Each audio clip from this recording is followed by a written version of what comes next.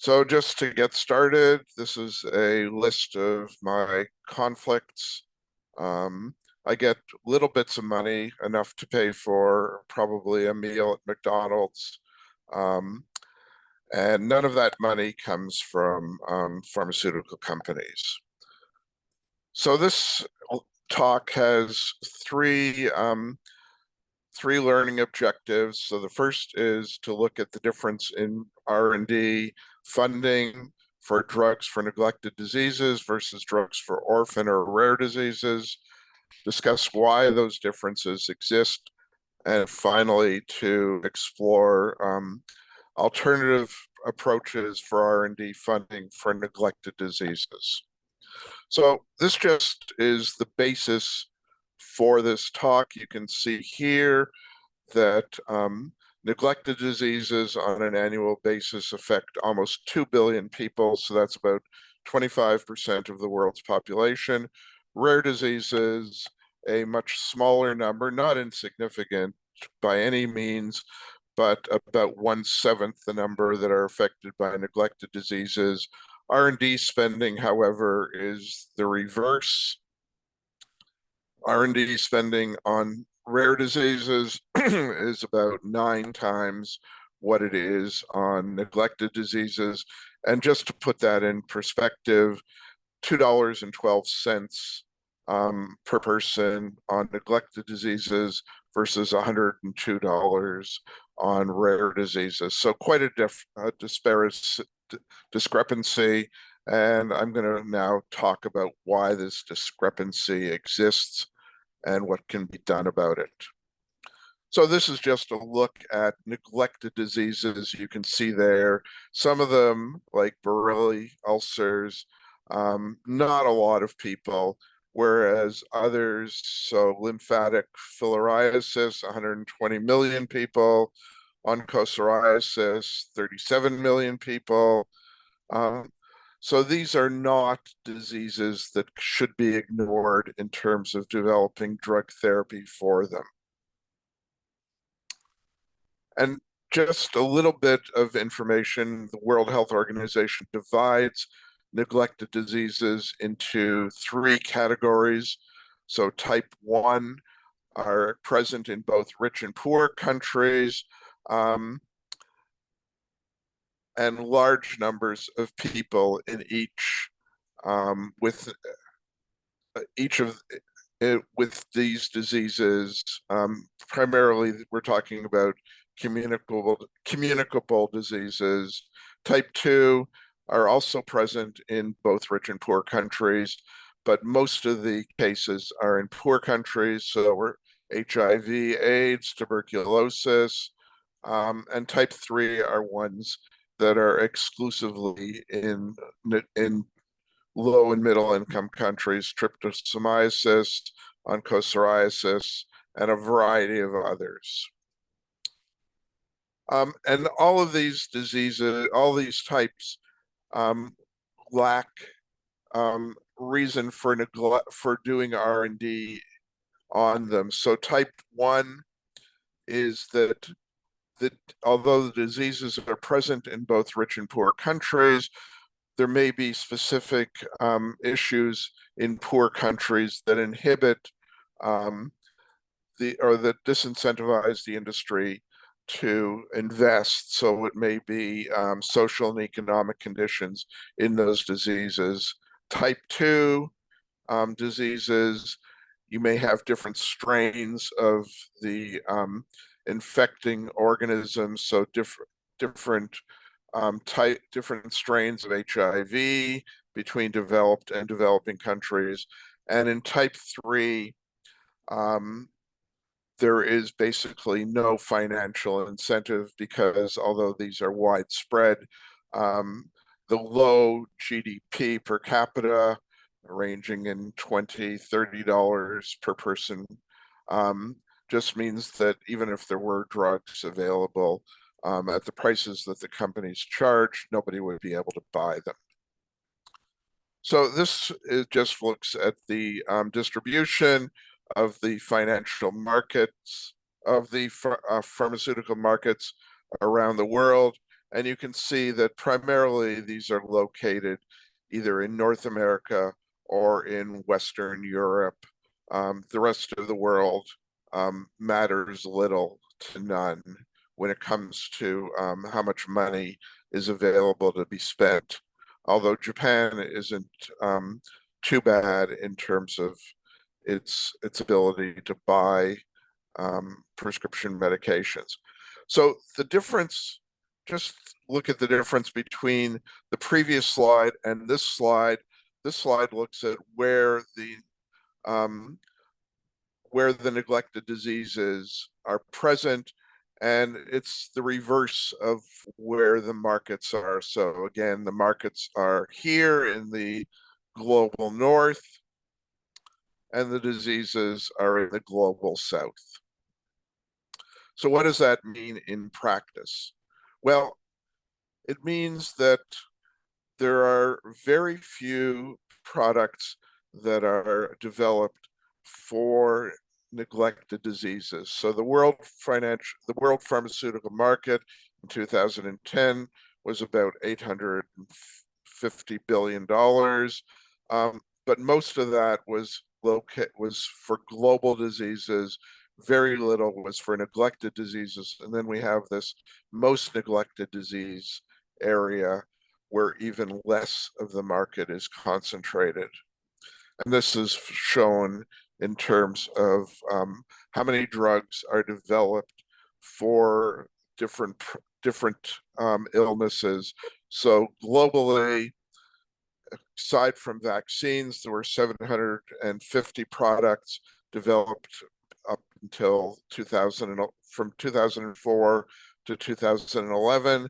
But out of those 750, less than 5% were for neglected diseases. So a very small proportion of products that are coming on the market are for these problems. And the drugs that do come on the market tend not to be particularly good ones for these diseases. So here we have a division between suitability to developing countries and affordability, efficacy, and safety. And you can see that most of the drugs that come onto the market for neglected diseases are below the line. In other words, they're below average in terms of suitability, affordability, efficacy, and safety. And this isn't because of scientific problems associated with developing these new medications for these problems. So you can see here a list of the different neglected diseases, malaria, TB, etc.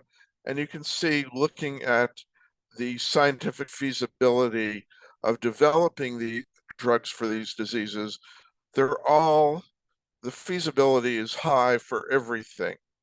So it's not that we lack the scientific knowledge to develop them. And this just looks at the response. This is an older slide, but it looks at the response of pharmaceutical companies asked whether or not they're developing drugs for various neglected diseases, sleeping sickness, Chagas disease, leishmaniasis, et cetera, and you can see very few companies, this is out of 20 companies, very few are putting money into R&D for most of these. Nobody is doing research for screening.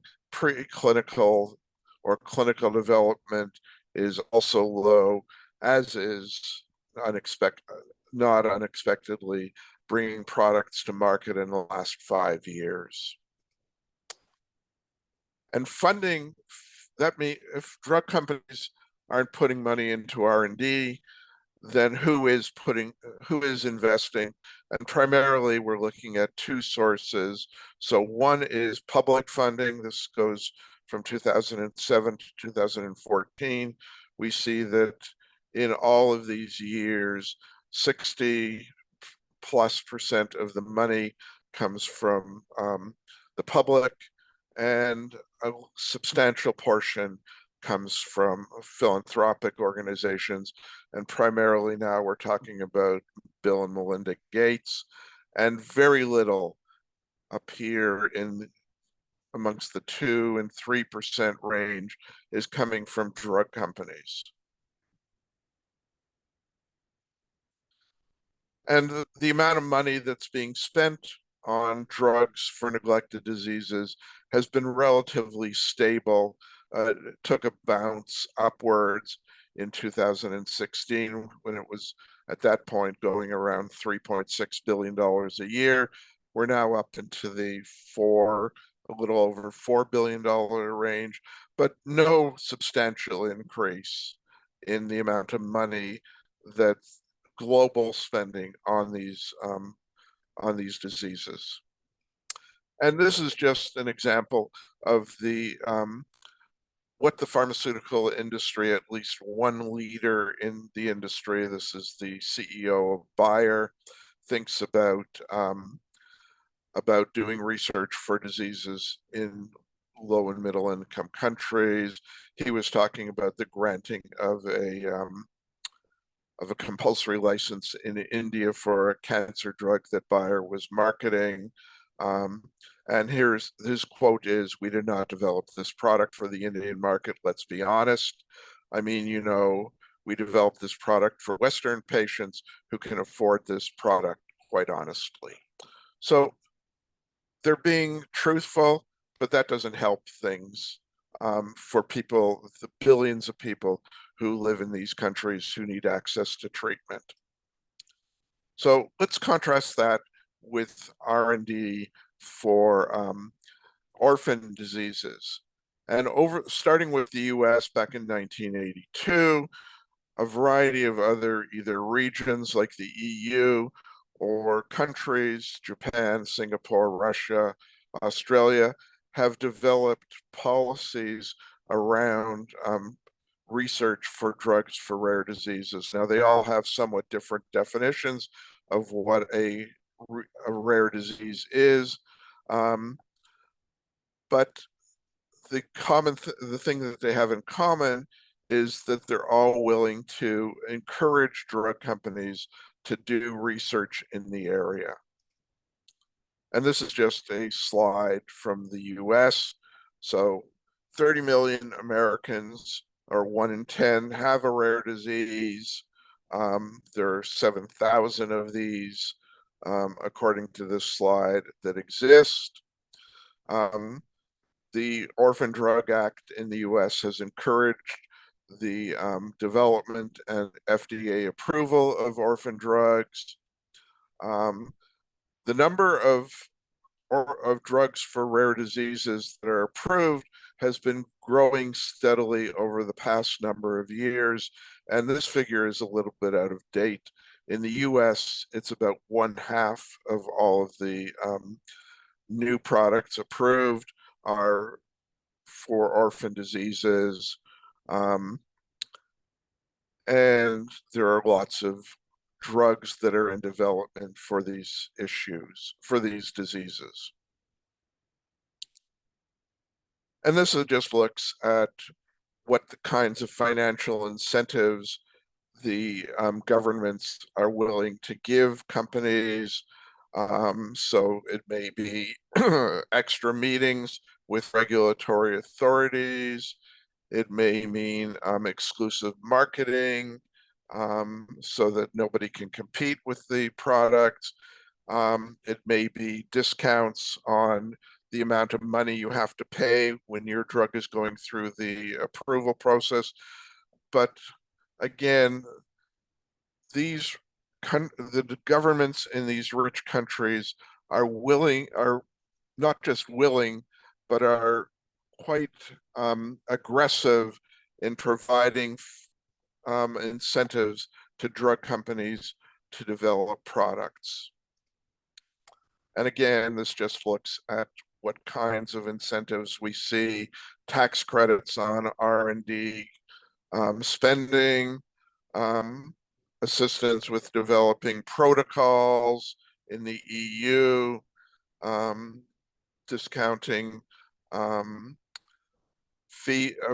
approval fees for small and medium enterprises, et cetera, et cetera. I'm not going to go through the list, but again, you can see that governments are pushing through various ways companies to develop these products. And the interesting thing is that it actually costs less to develop an orphan product than a non-orphan product. So these are figures from the US, and you can see that the cost of developing a non-orphan disease is about twice the cost of developing a drug for an orphan disease. And so not only is there are there large incentives to drug companies, but this is on top of the fact that it costs less for these companies to actually do the development. And the reason why drug companies, besides these incentives, are willing to invest in this area is because there's lots of money to be made.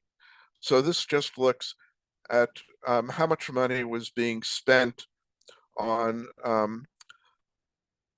orphan diseases that were in the top 10 best-selling drugs in the US in 2015. And you can see that Humira brought in over $8 billion in sales, Enbrel over $5 billion. So these are not, despite the fact that only a small number of people have these diseases, these drugs are enormously profitable for the companies that develop them. And that's why, according to this projection, the percentage of drugs for orphan diseases is going to increase over the years. So we see here starting in 2016, and it's going up. And again, that's because of the money to be made from these drugs. Despite all this money that goes into them, all this enthusiasm for them, the fact is that drugs for orphan diseases are, on average, no more therapeutically beneficial than non-orphan drugs. So here, this is Canadian figures. This looks at oncology indications. So in Canada, over a 9-year period, there were 60 orphan drugs that were developed for oncology indications and 20 non-orphan drugs. But the distribution of additional therapeutic benefit was exactly the same. No difference in the distribution. And what applies for oncology indications also applies for non-oncology indications. 54 orphan drugs, 113 non-orphan drugs, and the distribution of therapeutic benefit is the same for the two types of drugs. So what explains what we're seeing in terms of the R&D investment in between neglected diseases and rare diseases? So first of all, it's the number of people that are going to be affected, the length of time that medication will be used. So the longer you need to take the medication, the more profitable it's likely to be. These two features probably don't play a large role in drug companies' decisions about where they're going to put their R&D money. It's these bottom three. So the gross domestic product of the jurisdiction. So in Canada, GDP is, I believe, about $60,000 per year. In some of the low or the least developed countries, we're looking at GDPs in a few $100s a year per person per year. What's the projected price of the medication? So really it doesn't matter what you price a drug in a low or middle income country, even if it's a few cents per pill, that's still too much for a lot of people to afford when you consider that the average spending in some of these countries on medications on an annual basis is $20 or $30. Um, so if you want to charge $1,000 a pill, which is the price for in the US for the Hep C drugs, or the initial price, that's just out of range of any of these of people in these countries. And that goes to the affordability of the medication, whether or not it's being paid for out of pocket through private insurance or public coverage. If the medication is too expensive or too high priced, then you won't sell in poor countries. Um, so what is the, oops, sorry. So what are some of the other differences in terms of research spending? So for neglected diseases, we're typically looking at a multi-stakeholder approach. So that's something like DNDI, Drugs for Neglected Disease Initiative, that brings together public and private and philanthropic actors to work out the development of products. That means that you've got multiple organ or multiple diseases competing for the money from these organizations like DNDI. So DNDI has to coordinate in terms of priorities. So which some diseases are going to be left out of the mix simply because they don't have a high enough priority. In other words, the populations that they affect are not large enough, or they don't kill people, they just disable people. And the R&D funding for neglected diseases is largely push. In other words, it's money from governments, from philanthropic organizations that's driving the R&D. For rare diseases, it's different. First of all, policies for funding tend to be jurisdictionally based, which means that you don't need coordination for between different actors for where the money is going to go. And R&D funding is only push in the early stages. This is when at the basic science level, when you're identifying molecular markers or receptor sites. After that, it becomes a pull, and the money there is coming from the pharmaceutical companies. And this just sums up what I've been saying. This is a quote from Daniel Vasella, who used to be the CEO of Novartis. And he was being quite honest when he said you can't expect for-profit organizations to do this. In other words, produce new drugs for developing countries on a large scale. If you want to establish a system where companies systematically invest in this kind of area, you need a different system. So what is a different system? What would it potentially look like?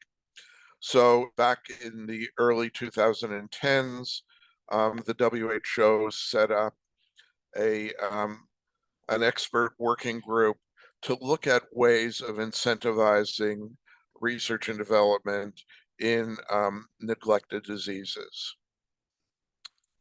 And they worked on the basis of these criteria. So they were looking at efficiency, cost effectiveness, technical feasibility, financial feasibility, intellectual property issues, delinking R&D spending from the cost of a product, what's the access going to look like, governance and accountability for how the money is being spent, and capacity building. So they took all of these factors into account, and they looked at a total of 15 different methods for incentivizing R&D and focused on 5 of them. So a global framework on research and development, direct grants to companies, patent pools, pooled funding, open approaches to R&D, and milestone prices and end prices. Milestone is you show that it's feasible in the test tube or in animals, so you get some money to continue, and end prizes are you come up with an actual drug that you're going to market, and you get rewarded for that. So this is just a summary of what these 5 different 6 different methods might look like, and I'm not going to go through them, but these are all potential ways of improving R&D for neglected diseases. But since the report from this expert working group came out with these recommendations, you really haven't seen any substantial movement on this. And that is how, I'm sorry. That's highlighted by what happened in the pandemic, when we saw a lack of willingness to invest in sharing of vaccines, a lack of willingness to invest in a sharing of technology and treatments. This maldistribution of all of these things, technology, treatments, vaccines, prompted the desire to try and do something about it. So for the past year or so, the World Health Organization has been engaged in negotiations on what's called a pandemic treaty, which would try and ensure that research is devoted to the areas that are needed during a pandemic. The research results would be shared equitably, as would the intellectual property, and any products that would come out would be also shared at an affordable level around the world. But according to an article in Nature, which just came out in the past few days, the chances that these negotiations are going to conclude successfully are quite low, because the rich countries are unwilling to share equally, and the drug companies are also opposed to this. So my conclusion basically is market-based systems, i.e. those based on capitalism, do not lead to therapeutic value when there is no money to be made. Thanks very much. I'll stop sharing now, and I look forward to the discussion. Thank you so much, Joel. Very interesting and provocative comments, and especially quotes that you provided. So looking forward to your hands. Please turn on your camera if you would like to ask a question. You can put your questions in the chat if you're unable to speak up. So look forward to your questions. But before people gather their thoughts, I wanted to make a comment and maybe make a question out of it. So I think that there are 2 issues on the table, probably a lot more issues, but one is when drugs are developed and for the Western market. You brought an example of childhood oncology, and these drugs are simply not affordable in the developing world. So that's one story. And we had this example with HIV crisis and what happened in South Africa, and how drugs were just not available to patients around the world. And HIV is actually a very interesting example, because HIV was a very direct threat to the West, where a lot of this thinking went into, hold on, is this just developing world? Is it global South, or is this something that we can die from? And a lot of neglected diseases, they're not a threat to the Western world, and very clearly they are not an interest for money-making system. And the second question, of course, that you very clearly described, who should be developing these products to begin with. And that's very interesting because a lot of points you brought forward are focusing on still the current system, whether we can incentivize them, whether foundations can fund them.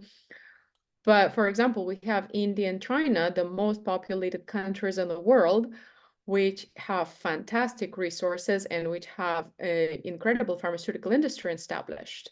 Much of it focuses on production of generics, but China is moving forward very rapidly with the production of non-generics and invention, adopting completely Western model rather than focusing on neglected diseases. So I wanted to ask you a question. For example, if we step away from the commercial model and look at Africa and say, okay, or South America and say, look, you have these key diseases affecting so much of your population.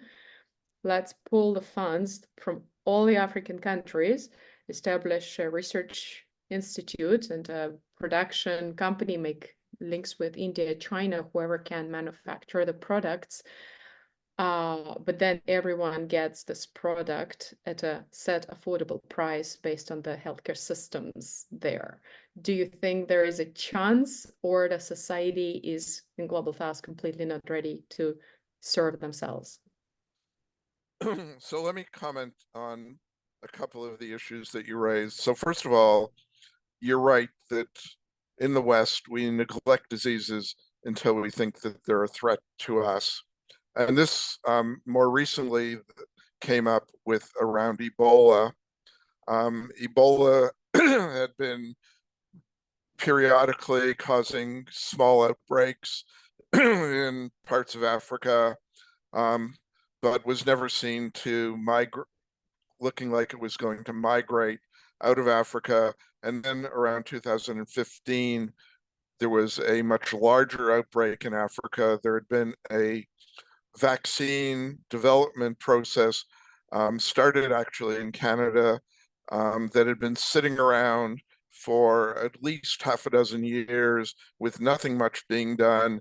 But when the outbreak in Africa hit in 2015, and it looked like it was large enough that it might come to North America, Europe, all of a sudden there was an acceleration of development for the vaccine and treatment for Ebola.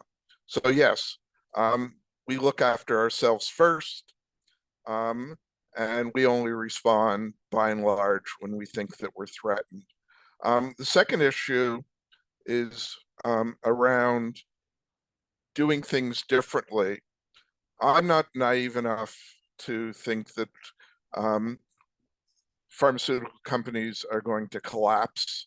In fact, they're about the most profitable industry in the world. But we need to think about what the basis for their development of new drugs is. And right now, what there are two ways of generating money from drugs. One is the price you can charge, which aside from the US, most countries have price controls. So the other way of generating money is by how much you're going to sell. So it doesn't matter whether or not the drug is being used properly. The more people you get to take the drug, the more money you make.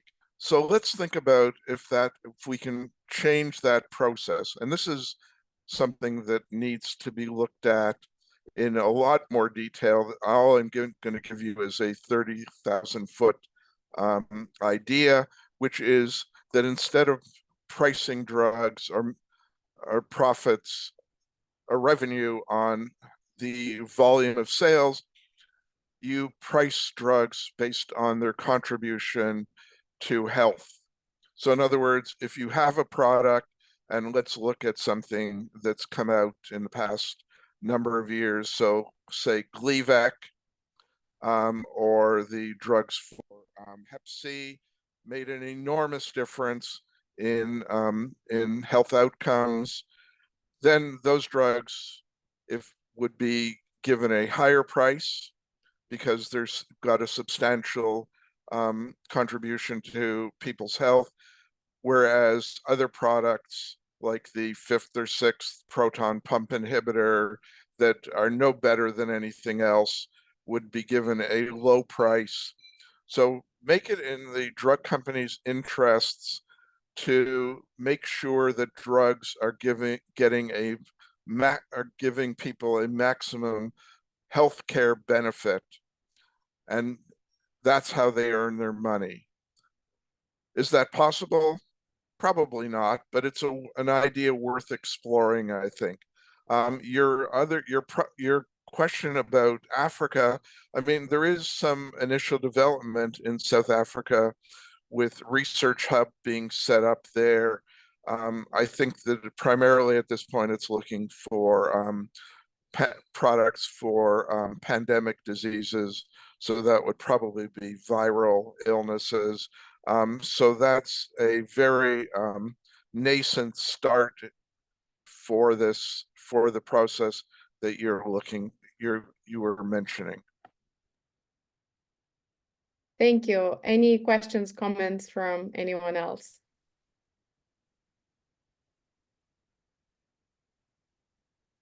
I would like to reflect on your point in terms of drug pricing based on clinical benefit. And you admit yourself that this is unlikely. And in theory, it's a great idea. I think in practice, we're moving at a light speed away from this because a very few products demonstrate their true potential at registration. Good or bad products, doesn't matter. It's just not enough time. We're pushing things to the market very quickly, and it might be reasonable. A lot of times it's not reasonable. But we don't have a system demonstrating that benefit and adjusting the price after that. And the market is extremely protective of that. And once again, the pharmaceutical industry's objective is the shareholder value, not the actual clinical benefit produced for patients. So considering, and this might play actually against neglected diseases, because what if the new developed drug eradicates malaria, eradicates Chagas, eradicates these drugs, might then be completely unaffordable to the people who massively need them. So I wonder whether there are other solutions. Well, I mean, again, you have to look at if these drugs do exist, then how are we going to pay for them? Drug companies are offering tiered financing. So rich countries pay the maximum, middle income countries pay a lower price, and poor countries are at the lowest tier in terms of how much companies are going to charge. But tiered pricing is inferior to generic pricing. So generic competition, and you saw this with the HIV drugs, the initial price for triple therapy in the year 2000 was about $10,000 per person per year. The Indian companies came in and the price dropped to about $300 per person per year. Now it's below $100 per person per year. So generic competition is a way of of making these drugs affordable. You make sure that the intellectual property rights are available to generic companies so that they can enter into competition in these markets. The drug companies are still, for their products that are still beneficial are still going to make enough money in Canada, the UK, the US, Japan, Australia, that they're not going to be suffering. So we can still price on the basis of benefit, health benefit, in rich countries, and then make those products, I think, available in low-income countries through generic competition. Okay, so I'll continue speaking to Joel until I see some show of hands, because for now I don't, but questions in the chat. You framed your talk around pharmaceutical industry and its priorities, which are very clear, and also said maybe the solution is not in them because they have their particular objectives. And we have plenty examples where very important therapeutic breakthroughs took place outside the industry. We do need the industry to manufacture. There are incredible control and quality control processes that better perform probably in the commercial environment, but not necessarily the discovery. So can we say that the fact that we are so ignoring global South as a society, or as the West, is the fault of political system or willingness or global politics or whatever force you name, which actually has nothing to do with pharmaceutical industry? Why should it have anything to do with pharmaceutical industry? So, I mean, the answer to that is that I think you're partially right. That the research that's being done, and here I'm talking about the basic science research, is the money that goes into that is to a large extent, I think, based on the political priorities in the rich countries. So what are the priorities? Things like cancer, Alzheimer's disease, a few other things that are prevalent and serious in rich countries. And so when you're talking about the NIH, National Institutes of Health, or in Canada, the CIHR, the Canadian Institutes for Health Research, where are they going to put their direct their R&D funding, their grants, and that's to the diseases that affect their populations. So yes, I mean, this is not, the drug companies are not to blame in isolation. I think that when you're looking at the priorities for where the money goes, it's government, research foundations, and drug companies that we have to look at. And we only need to see that, we can see that in terms of what happened in the pandemic. Governments invested tens of billions of dollars into, or gave that money to drug companies to develop vaccines, but in return, they didn't ask for intellectual property ownership. That was left to the drug companies. They didn't set any conditions around what kind of prices were going to be charged for the vaccines.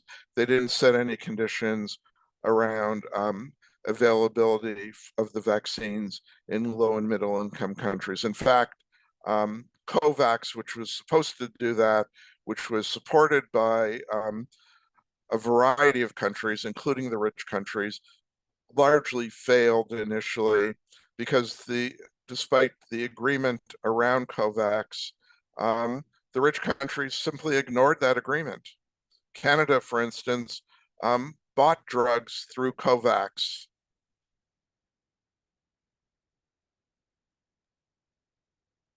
Okay, so thank you so much for giving this example, Joel. We have a question from Paul, and then there was a question from Lydia. So Paul, please go ahead with your question. Hi, it's Paul Martin from the University of Sheffield. I'm really interested in a different policy approach that might focus less on the pharmaceutical industry and following on from the comments you've just made about building some sort of mixed economy or third sector. Clearly, this is a classic example of market failure in many ways. And in other areas of life, housing or, I don't know, healthcare, you have other types of providers coming in. Now, clearly, international collaborative networks like DMDI attempt to do that. But I'm wondering if public policy could focus instead on, are there initiatives to develop intermediaries that act between academia and the marketplace to help foster the early stage development, clinical development of products on a sort of semi-commercial basis or on a lower profit margin basis, where, like B corporations, for example. I'm just wondering if we should focus, instead of trying to incentivize the pharmaceutical industry to do something it's never going to do, we should build alternative innovation systems, as have already been done in some global networks, but think more systematically about how that can be done at a national level as well. So I think that is being done in some places, although my knowledge of what's going on there is quite limited. So I think that Brazil, for instance, has a series of, if not publicly owned, nonprofit institutes that develop new drugs. In Italy, there's the Mario Negri Institute. They don't develop new drugs, but they do clinical trials on them on a not-for-profit basis with an open sharing of all of the results. And I've recently been told that there is an initiative at the very early stages in the EU to develop what they're calling a Salk Institute, which would incentivize R&D through a public system for new drugs. So are these things possible? Yes, to some extent. They may be already being done. Oh, another country that does this is Cuba. So it may be possible to do these things, but there's also an enormous amount of political will that's going to be necessary to carry these initiatives forward, which means not only pressure from the top, but pressure from the bottom to do something. I understand that the EU is developing a pharmaceutical strategy for the next decade, maybe half decade. And is that something that's being considered by the European Commission? I don't know. Too far away from that to have any details. Thank you, Joel. And we have a comment from Lydia in the chat. So for orphan drug pricing, is there a system in the US and Canada that price is adjusted in the same drug with a different brand name, which is subsequently approved for multiple orphan diseases? In the United States, the answer is no. The US alone, out of all developed countries, does not do any kind of price negotiation except for people in the through the Veterans Administration. In other words, former military people. In Canada, there is some price regulation. We don't differentiate between, if a drug has an orphan use and a non-orphan use, we do not differentiate the price for that product. Our prices are better than the US, but they're still quite high for some products. We have multiple products now on the Canadian market which are priced above $50,000 per person per year.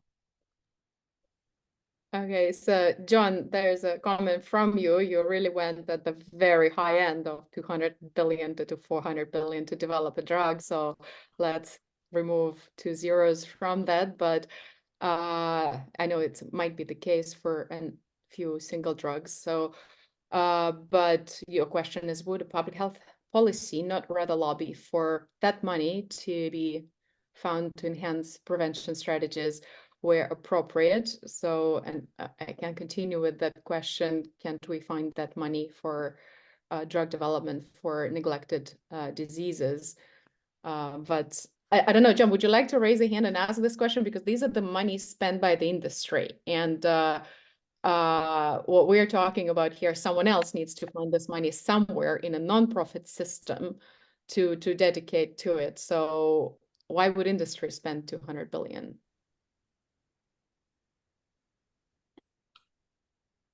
Sorry, are you asking me or are you asking the questioner?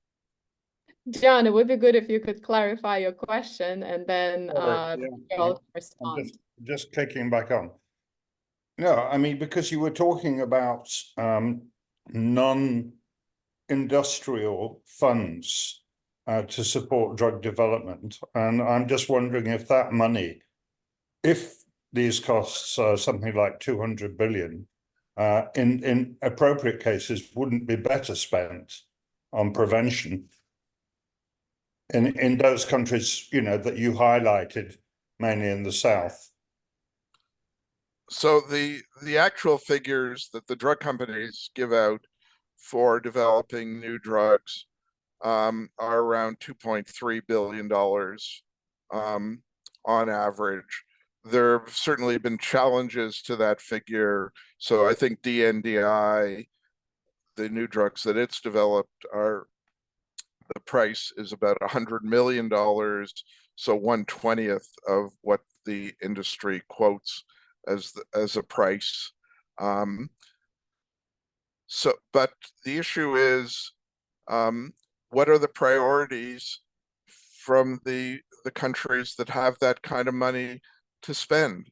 And I go back to what happened during the pandemic, and the priorities for Canada, the US, Western Europe were not to enhance the ability of treatment to be delivered in low-income countries. They were to protect their own populations. They were to protect the industries or to enhance the industries in their own countries. So the US was giving billions of dollars to Moderna to develop its vaccine. Germany gave money to Pfizer's partner, whose name I cannot remember right now, to develop its vaccine. Countries were putting export controls on vaccines so that their populations would be protected ahead of everybody else's. So we have to think about, where is it likely that Canada is going to spend a couple of $2 billion promoting prevention in Southeast Asia? And I think, unfortunately, the answer is no. And in the UK, under Boris Johnson, the UK dropped its spending on foreign development from 0.7%. I'm not sure what it dropped to, but it's certainly substantially lower than that now. Thank you. And final question, almost on the subject you led to Southeast Asia, from Mike. No, Mike, we haven't discussed your question. So, has India developed domestic pharmaceutical manufacturing capability to prepare for the day when treatments are developed and safe enough? I wonder if you're online, maybe you can specify this more exactly. What do you mean, unless Joel, you understand it, because India does have a prolific pharmaceutical industry for generics. Yeah, right now, I'm sorry if Mike wants to go ahead. That's really all like, I'm just wondering, so it's a profitable industry for them, right? It's not like a Hail Mary thing that they set up manufacturing in the hope that Bill and Melinda Gates will develop, solutions to their pain point diseases. Like, I'm just wondering, is that part of their strategy in your view?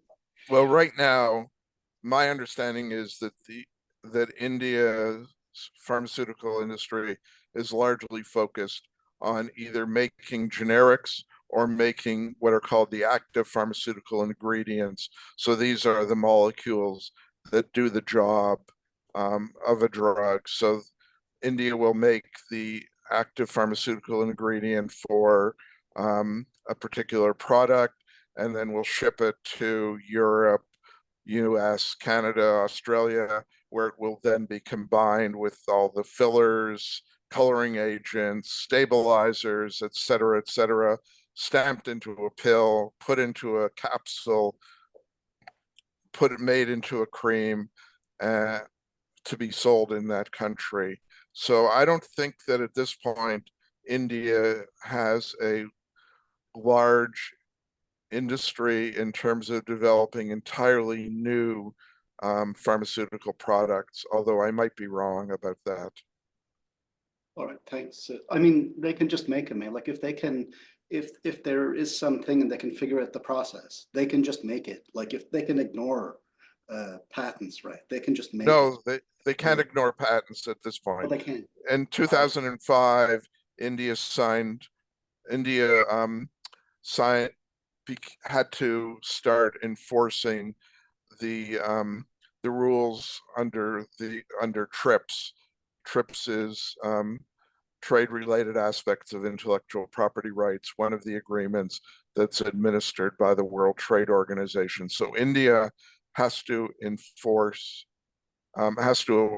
abide by the TRIPS agreement, although India's patent rules are much more flexible than the rules in Canada or Western Europe. So India, for instance, if you develop a new molecular version of an existing drug in India, it's quite difficult to get that patented.